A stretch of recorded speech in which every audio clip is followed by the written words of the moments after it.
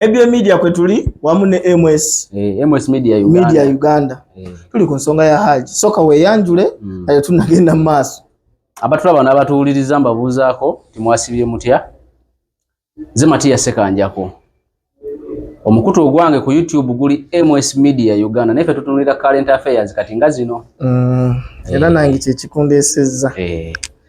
mbagaliza okutulaba n'okutuuliriza obulungi tuli ku nsonga ya Hajji yakwata omwana agambibwa okuba mbu yakwata yakwata teyakwata kakati ebyo bwe byaliwo nina mukwano gwange abeera bayitayo Bulenge eyo era gye bali Hajji gye yali awangalira ne mukubira ku simu nangamba problem eriwo omukyala ekisooka ebyafaayo bye okuva emabega biri bwe bityo afuna omusajja namuzalamu omwana omu namubalamu naye tafuna baavu afuna bagagga nga balina ssente ate nga ziwera bwamala omuzalamu omwana omu n'atandika okwekyanga kakano ebyobugagga oba babigabana oba amuwaayo akasente kamuwadde kati ono bwe yajja okufumbirwayo ekisooka asooka nekuba amawulire nti mwana wa minisita naye nga si mwana wa minisita naye nga si masquerade ya masqueradingira mu linnya omanyi ki bwe kiri ekyokubiri yajja n'omwana omuwala myaka 14 okudda waggulu kawala kali awo mujja na nnyina kati omusajja engeri gyali omugagga n'amukolera embaga no makeke twagiraba bamukolera embaga makeke ne batandika okukola ne business nga omanyi nti ono afuuse mukyalawo n'amuzaalamu omaka kati jjukira eri gye yavaayo nayo nga bibi era n'omusajja oli yamuttira mu process nga avaayo aga nti taata ono gyali naye yafa abakazi bola bwe bagere ekigambo yafa naye nga mulamu yafa naye nga mulamu yamutta lwaki abakazi babikola kasita ogaana omuwa ssente jjukira abakazi balina enkola eno si bonna abamu bw'omuzaalamu omwana naye ne mwawukana akusaba school fees n'omumusindikira n'akwata omwana namugaba kusoma n'amugamba olaba ssente zino oziraba zange taatawo takufaako kati ayina kyasiga mu mwana oli gwe mwazaala naye nti omwana akulinga amanyi nti mama oyo amuweera school fees but nakyo sense nga gw'omuwa ssente kati oyo Hajjati bw'ajja n'omwana we ne babeerawo Hajji abadde alina kalina gy'azimba Bulengera aba abadde agizimba Bulenga naye kalina eyo etrendize nnyo giraba emaliriro ng'esatu kati ng'asooka mu kusooka omukyala nga tanafuna bannamawulire yasooka bimugamba nti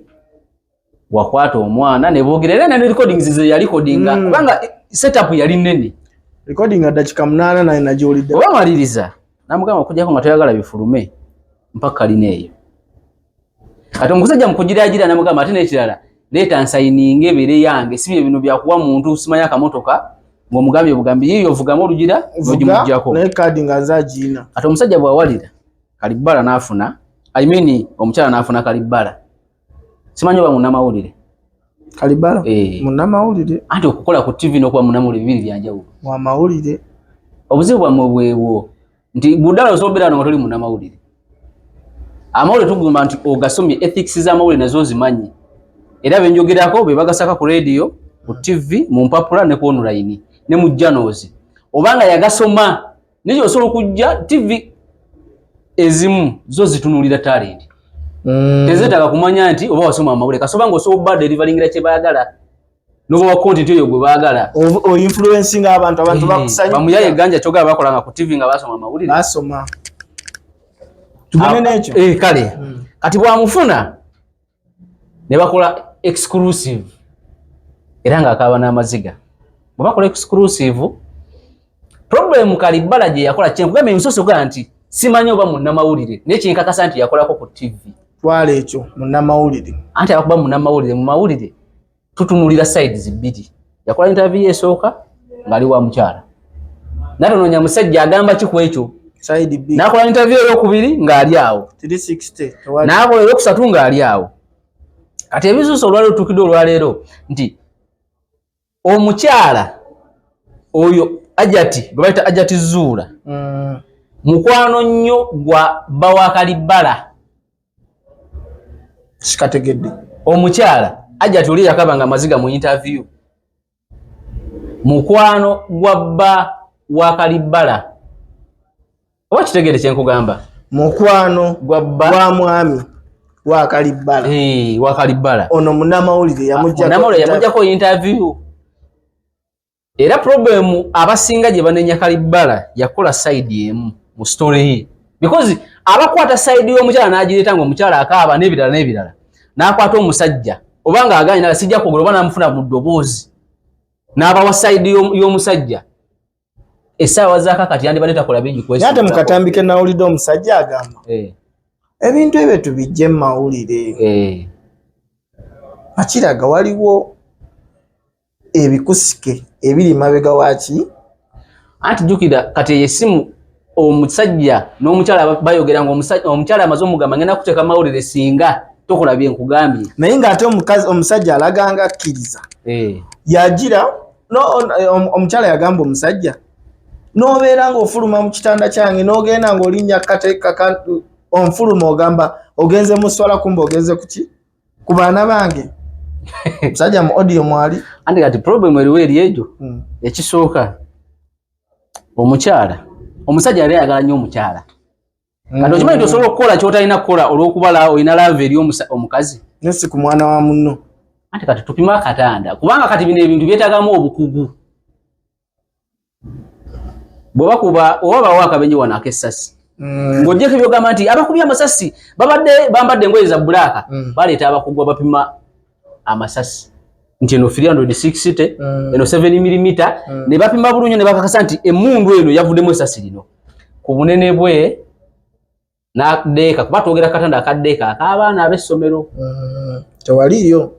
ate kati tuli mu kupima okozesa obwongo obwo obwa bulijjo kati akatanda ako ne ku bunene bw'omusajja gwe bw'oba olaba bisobola okugatta bulungi nga oli ali mu kisenge n'atawulira akatanda kano ng'ono akalinnya naku zino obutanda bwe tukola tebukyali buli bulowoozo bw'ebibaawo kati ng'okyagattagatta ebyo oleeta emboozi y'omuwala omuwala agamba maama bandicoding maama yambaliriza okutuula mu katambi njogere be nakola ki kubanga yali abanjibwa ssente $600 ze miliyoni nga 2 n'okusoba kisoboka mama yanka afune ssente kati abyogera mwana wa Hajjati Hajjati oyo Hajjati Zuula yabyogera baali basatu anti kati yajja n'omwana mujja na nnyina era omwana mujja na nnyina gwe bagamba nti ono gwe yakwata kati omwana omulala oyo omuwala gwolaba mu interview z'abasinga omuddugavu oyo omwana yali abeera waawe waka era nga setup yonna omukazi bw'akola script ye n'abaana yabateekamu baali basatu n'abagamba mujja kwogera bwe muti era wa kamera bwajja mulina okwogera bwe muti ne bwe muti mu mateeka amatuufu omwana oyo baba bamukutte takkirizibwa na kwogera mu kamera bw'aba n'ayogera bamubikka oba ekifaananyi kye ggwe amukozeko interview n'okiteekako bbula eyimu y'omukazi nkugambye okuva gy'avudde yonna ye muntu wa ssente abala ssente era omukisa gwe yafuna mu kufuna ono omusajja yamwagala nnyo ng'asobolibwawo omubiri ku buli kimu kati goloza omusajja ateekamu ssente mmeka kweri sitole gye baakola eri feeke nti mwana wa minisita simanyi anti kati ako kabanga kalango ssebo luli lupapula lw'amawulire ogulira ddala peegi nnamba ne bateekamu ky'oyagala eyasooka kubanga eno sitole bakubanga ntuufu eri tunga omuntu asobola ogikaabira ennyo ayakola sitole yali n'okuba ne sides 2 kwe kyekikuluma anti kyenatandika n'okugamba simanyi oba wamawulire naye kyemanyi yakolako ku TV enofuna poliisi nga bwe bamulopa nayogera kuki buli kimu olina ofuna omusajja ofune abaana abatakkirizibwa muki osobola obbakwata obateekako bbula oba ne mubabikka oba lugoye oba ki n'abeera nga fesi tereka kubanga emyaka gye kyali mito ate obulamu obw'omu maaso akyabwina eyimu ya Rusia ki okulaga emboozi baali baagala kukwata musajja oba kati ekisooka ku eyimu ya Ruthi oli mukyala no oli YouTube source ya money waliwo story oli gyakuleta n'olabira ddala nti ntunda kati due diligence erigwe nanyini YouTube era saa zino etambula due diligence erigwe nanyini YouTube ogamba wano wafu. Kino ekintu naye kigatta bulungi. Ekyokubiri kijja kityanga Kalibbala baawe mukwano gw'omukyala gwe bakolako interview at the same time. Ku ebyo sikategedde tusoose ne tuleeta point ey'okuba nti ye yali akola content amuwa ssente era amuwadde ssente kuba ndowooza video eri miliyoni 2. Due diligence gy'ataakola tetugenda munenya nnyo nti bigatta bitya nti ono Kalibbala baawe mukwano gw'omukyala. Ekyo nandi kibuuzizza awo nandi kibuuzizza nti yayagala ssente za channel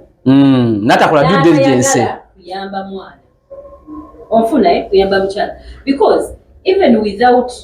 ye okulaga coverage yonna baali basobola okugenda ku police ne bateekayo omusango baguteekayo police esobola okugaana ate bayo bateekayo omusango Aisha bakitajjaawo wajjira mawulire nze bwe nzija mawulire ope taata w'omwana wange kitegeeza bagendako dda ku poliisi ne LC naye emisango egyo LC eno bbanga yagikwatako dda kati embeera eyo yaliwoko kijja kito kubeera tulabe if at all it's really an investigative story batubuulire omukyala yagenda nga tannajja wa Kalibbala ayina kye yakolawo. Yes, ayina kye yakolawo lwa nsonga omwami tebandi mukutte mu story wabirabamu kyekugamba ati eri yali flat interview n'omukyala after na upload nti kati abantu okutandika okulowooza nti eno yali set up eri Hajji tobanenya singa omukyala yajja n'agamba nti nagenda ku polisi y'egindi nengenda ku polisi y'egindi nengenda wa ne bigaana yensonga lwaki nzize ewa Ruth akole ki anyambe because ekyamazima story bagiteeka wa Ruth mwena mwagiraba ne mugusala nevaayo omusajja bamukwata onfuna kati nze ekira bwembuuza bagera ne bamentioninga ekintu nti omwana baamuwonoona munda nabaana naye omanyi tekitegeeza okwonoona omwana munda omwana emyaka 14 akuze ate batugamba saa zino asoma okiwulire omwana aba akuze tekitegeeza okwonoona omwana munda abasajja balina okwaga bamukutte omulundi gumu nga bawera otegeera namuyise dda you understand so I'm not saying Hajji kye yakola jangu wano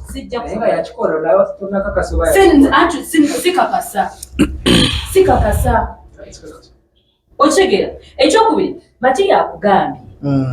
akatanda fenna tukimanya akatanda kalibwa waggulu abaana basula mu kisenge baali bakulu tosobola kujja mulundi gusooka nojja ogwokubiri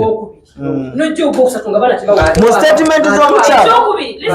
wotuukira okwonoona omwana munda ekitegeeza manyi goba okozeseza mu intercourse tabaki mangi oba omufumbiseyo biti okoze eki mu statement z'omukyala agamba yamusobereranga nga yalowooza agenze kusaala tetugaana yasooberedde maama tetugaana naye n'ayambuka waggulu ekisoboka obutande ennaku zino bwe tukola Aisha mu masomero mwali akubuulira akatanda n'enkana gye kabaka enkana mu butande ennaku zino bwe twogerako ssebo ne bwe baddeeka ya wood omusajja okwata ekkubo okwambuka waggulu nga mulimu abaana abalala ekyo kirowooze omusajja si musunyu okujjako nga yali muloge yakozesanga ebiragalalagala bye byamuviirako ki ne purufu eyo teriiwo abaana bana basulaga bakuwadde evidensi kubanga tosobola kulaba taatawo ng'ali ku muganda wo ne purufu y'ebiragalalagala teriiwo okitegeere byo just bigambo eziri mu story tegatta kyokulaba nkubuuzizza intention y'okukwata omukyalo oyo ku chaneeyo yali ki Kalibbala teyamanya anti katoli wakugambidde nti yakola sayidi etya sayidi emu nandi nataze kugamba munnamawulire bakola ku TV bibiri byanjawulo yandibadde akola sayidi zibiri ne bagamba Hajji jangu tukole tuti wetwaliwulidde eddoboozi ya Hajji ng'agaana ku Kalibbala ng'amugamba siriiwo sijja sobola kola interview kola byoyagala awo twalitegeredde nti nekyo naye kati avuddeyo saawa zino ku interview nga basayidi eri olw'okuba nti omuliro gumulimu kati ng'omuntu erimu ebituli ebintu bye tebisobola bbanga bigatta oli mukyala singa bakwatira omwana obubu njagala ompulirize bulungi tuleme ku justifying this thing as feminism and all. Lwaki tojja wano For innocent people. Semberako wali. I am not saying Hajji is innocent. No. Naye ate singa abadde taata wo nga gwe basibira omusango ogutaliiyo gw'owulira otya olw'okuba nti nze mukazi ezaamusibira anti munnaye tulwanirira abakyala kati oli ku side kati akatebe ako kaleete wano semberako wano aduse akatebe ako yandikalese wano omukyala n'ebigambo byayogera ebintu tebigatta gekyona omumanya bwe natandise nkugambye abali mu radio ne TV bonna si bannamawulire sides bw'oba onaakola story okola due diligence gwe ng'omuntu nannyini kyano kubanga ekituufu onoonya ssente naye waliwo story ziri sensitive baku bino nti ogenda kufuna gundi avume gundi oteekeyo bo bamanyiddwa beevuma naye eyo story erimu oli omwana okumutira obulamu bwe erimu okutta future y'omusajja kuba kati omusajja asobola nova kumukomera nga ebintu byonna babitunda nga tebiriiwo erimu ne famire yennyini okufiirwa alina abaana abalala ng'oggyeko balina musajja muisiraamu Hajji agenda kwemeka eddiini yonna kati tosobola uploadinga story eyo gwe nga ozzeewo ono natandika okukaba amaziga omwana bamukolako mbu mwana bakola ku basatu bakola ku mwana omulala omu victim nedda kati okimanyi nti tukkirizibwa okukwata victim oyo kale tutamulaga ffe ne tuwulira eddoboozi lye ne tulaba ki kyagamba lwaki maama yamwoge ekyokubiri maama lwaki interview agiwa Kalibbala yekka lwaki aganya okuwa abamawulire abala interview wano tukiriyalinga eya bwoba okiriyalinga eya buli agamba nti njala interview jangu naye agamba siriwo mateeka jukira alina balooya kale aweeyo nga babiri ayinza okufuna excitement mu bigambo ebyasooka nanti kati ekyo kyokka kinnyonnyola nti eyo pulaani yaabwe bukka content yagenda awo yekka anti bw'obanga gwe interview giwaawo wokka nga buli akwega siriiwo ndi mulwadde sigenda kusobola n'ebira naye oli bwakwira agamba wendi tugenda kukola tegeeza pulaani mpanvu tosobola kubanga eri wano wetulengerera kalike waŋŋambye ate mukwano gwa bawaani bawa Kalibbala naye nga bagamba n'omusajja oyo mu kusooka bamusibira ekajjansi ku poliisi ennaku 10 kulwaki mukyala muno yabuuza ennaku 10 nga ndowooza bamaze okukola kyanoonyereza poliisi ndowooza nafunye poliisi omukyala poliisi ate mu kumukuuma teyakkiriza musajja ono kulaga sayidi ye yonna nesooka nemukumirawo ennaku 10 bakuma musajja bamusibye olwabinene kati emboozi y'omukazi eyinza okukola sense naye envuga gye bagivuzeemu okuva mu kutandika buli omu agikubamu ebituli poliisi kyekola kituufu because ekintu kya rape ekintu kya defilement mada eyo case nene nnyo era poliisi yo kyekola eri ku mulamwa erina okukwata omuntu n'emuggalira n'ekola okunoonyereza okyegedde bwe bala okukola okunoonyereza tetuuka tutegeera yakikola teyakikola kati ffe kyetuli mwe kyemuli mu kuanalyzing essaawa zo kyamawulire mukolanga mu bannamawulire you're helping the police. What is next? You're helping the police. Kati ekitegeeza okufuna amazima poliisi erina okuvaayo ne clarifying evidence nti omusajja yakwata omwana oba teyakola ki teyamukwata ng'esinziira ku ki ku kunoonyereza okuba kukoleddwa etubuulire ddi balipootinga ddi omusango bayinza okuba tetulinawo katambi nti Hajji yakwata omwana but through the interviews ze banaakola mu ba stakeholders abaana ba Hajji nga ono akugambe nti yagendako alina mukwano gwe yagenda alaba akatanda babuuze victim omwana taata yakwatira wanti wano zekankoko story n'omuntu gwe mmanyi neje walize wano sound tolina sound atuuka bulungi nina omuntu gwe mmanyi bamusibako ekintu mbw alingiza abaana ku ssomero naye ng'ekirabiro bwe bagenda okukola investigation omusajja gwe boogerako mulema okyegera bw'aba mulema ekitegeeza tasobola kuwanika ki magulu ge kulingiza naye nga fayiro eyigidde kyo kyekugamba nti kati poliisi ejja kgenda ewaka ebuuza omwana bakwatirawa nti wano akatanda ki nti kali Hajji aliwa nti wuno yakolanga atya nti kino baganda bwe baaliwa nti wano. When you're making love or having sex dalako oyo kati ng'akwata bukwasi mwana ekyegeza amaanyi gaba mangi gakozesa gabaga force. You cannot tell me you force that girl akatanda ne katenyeenya tekisoboka kenyenya ate muzisenge mulimu abaana abalala ne batawulira bawulira basatu kati bwe bamala okuwulira ne balipoting ewamaama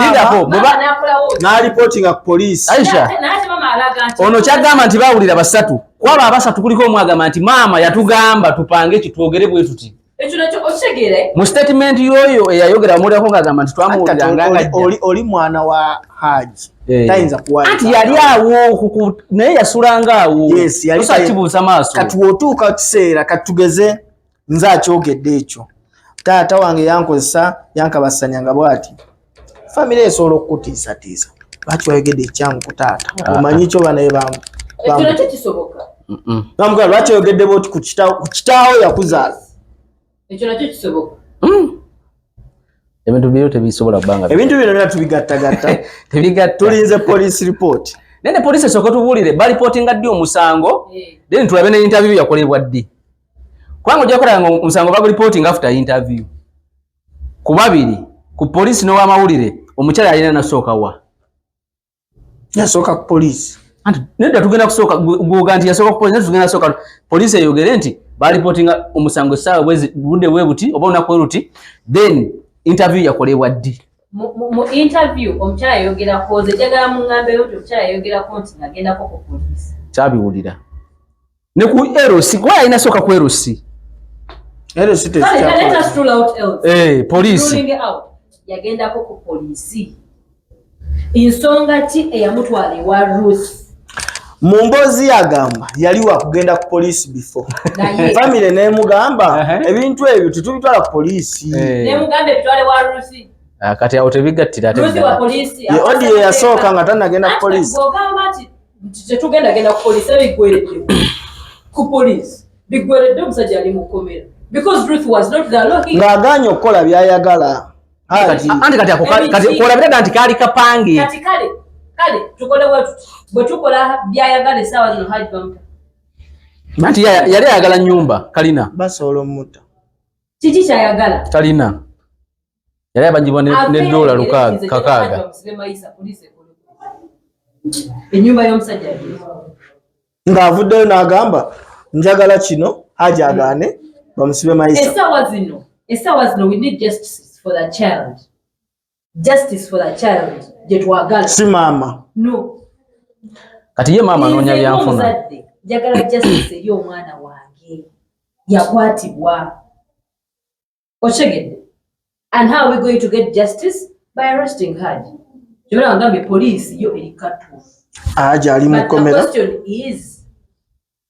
Hajji bamusibidde kituufu oba kyetulinda obadde okyatunyumiza ku kyalo omukyalo engeri gyeyeyisangamu mukwano gwo si mukwano gwange nze simumanyi tetwemanyi nakwemanya naye nze just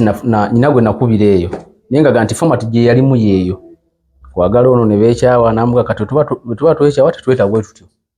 njagala kino nekino kati oli bwakugamba emboozi nti oli yali ayagala ne kalina ey'omusajja kitegeeza omukazi wa byanfuna wa byanfuna ng'abalabe bali bwe tuba tukolako investigation omukyala ye ekituufu kiri nti emboozi eno tegatta okuva kujja kola interview okutuuka wano kubanga bwe yagenda ewa yali minisita ow'abaana kiyingi yamubuuza omwana gwe wazaala eri taata we yo kyamuwuliza nti oyo